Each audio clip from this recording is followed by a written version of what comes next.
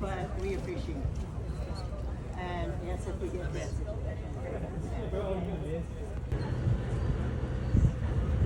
All right, you guys come on.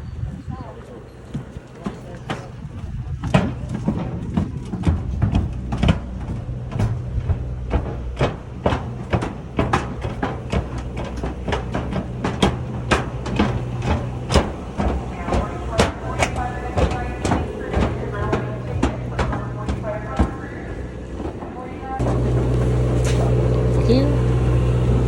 Watch your step.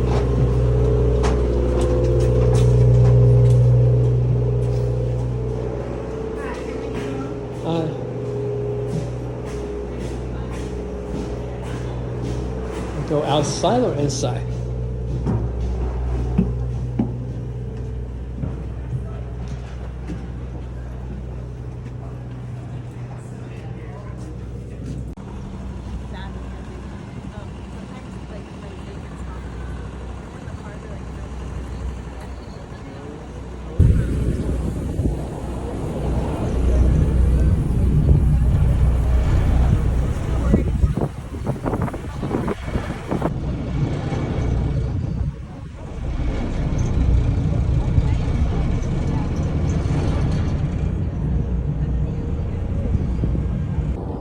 Throughout our trip, if you're moving about the boat, please make sure you hold on to your handrail, especially going up and down the stairway.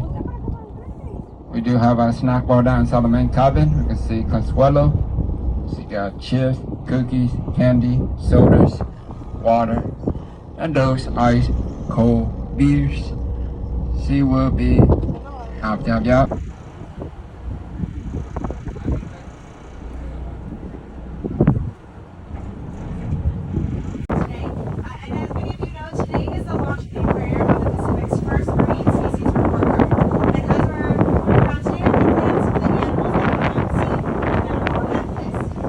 If you're posting photos today, you can use our hashtag, which is #ProtectMarineSpecies.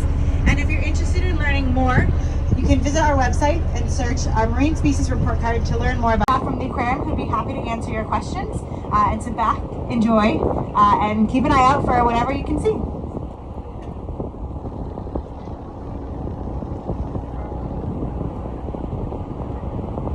If you do see any animals, the easiest way to point out where those animals are to use the boat like a clock. So if you're facing the front of the boat, that's going to be 12 o'clock. So if we see some specialized feathers that allow them, we've got a couple more cormorants flying on by.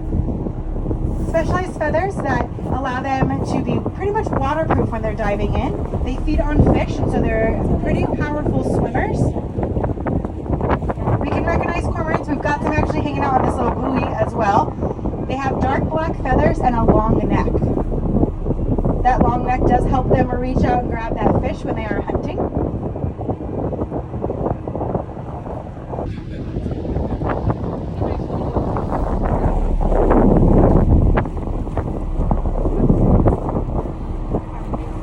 Queen Mary was built in Glasgow, Scotland in 1934. Queen Mary is 1,019 feet long and 118 feet wide, which make her records in transatlantic passage of 30 knots. That is impressive, even by today's standards. During World War II, she was famous for her character,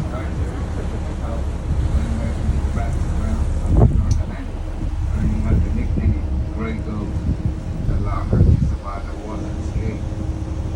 After the war, the Queen Mary was restored to her original design. Gary Ross and some of the Batman series. Carnival Cruises purchased it in 2003 and now serves as the main ticketing and reception center for Carnival Cruises. So pelicans are diving birds as well, some of our pelican species. So brown pelicans are one of the smallest of our pelican species, but they're one of the few that do dive. So they will fly about 50 to 60 feet above the water, spot the fish that they're looking to eat, and dive down. They have what's called a gular pouch, so this big neck pouch that can expand to fill with water. So when they dive down, they'll open their pea teeth, were used in abundance, and it made the shells of their eggs pretty weak, and so it was hard for the chicks to survive. but with being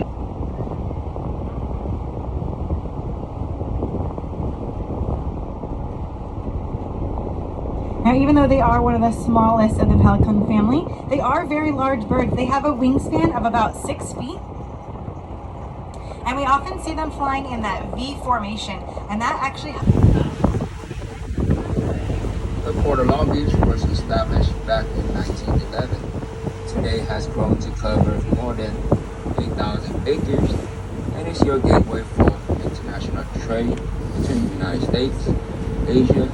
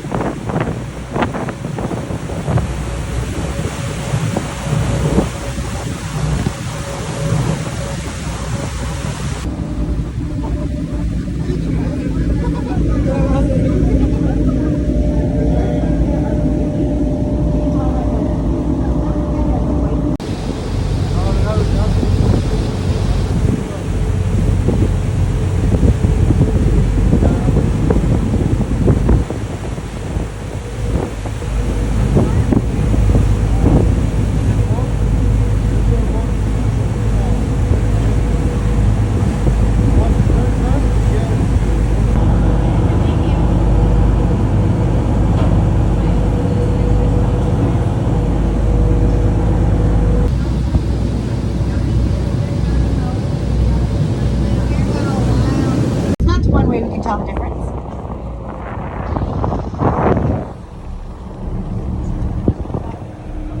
Another way to tell the difference is the flippers. So California sea lions have really long, strong front flippers, which is what allows them to get up onto the high surfaces of buoys like this. It's harder to see harbor seals on higher surfaces because they have really small front flippers, almost like little chicken wings. And instead, they'll propel themselves through the water using their tail flippers. And that leads to their inner ear, so they are able to hear. And then the last difference is the sound. So if you hear that barking noise, I'm not going to give you a sample, but you're welcome to imitate your sea lions. You can all have a nice chorus of sea lions, but that loud barking noise that you are seeing a California sea lion versus a harbor seal.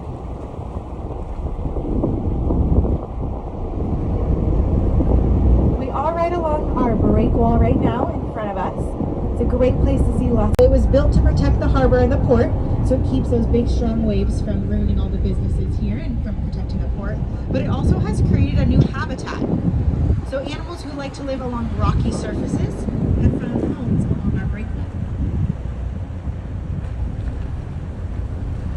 So we're getting some nice close looks at those brown pelicans.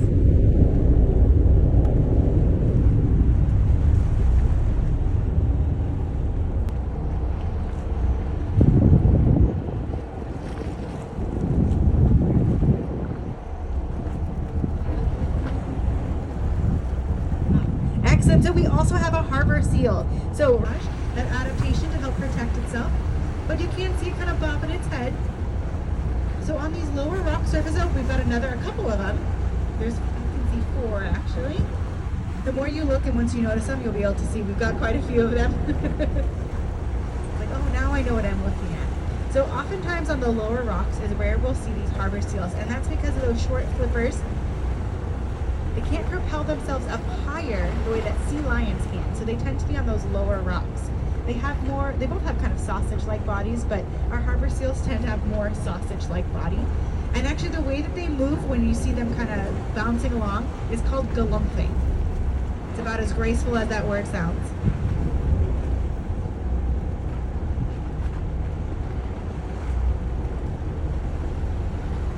Now both sea lions and harbor seals, they are mammals, which means they can't stay underwater forever. They do have to come to the surface to breed, and they will haul out. That's what they do. A lot of silversides, anchovy, sardines, but they're also known to eat octopus and some other animals as well as small sharks. Whereas our harbor seals, they are known to eat more things like crustaceans and shelled animals as well. Now both of these animals, they do have whiskers that are a sensory organ. So each whisker can move independently of itself, and they help them to feel around and find their food.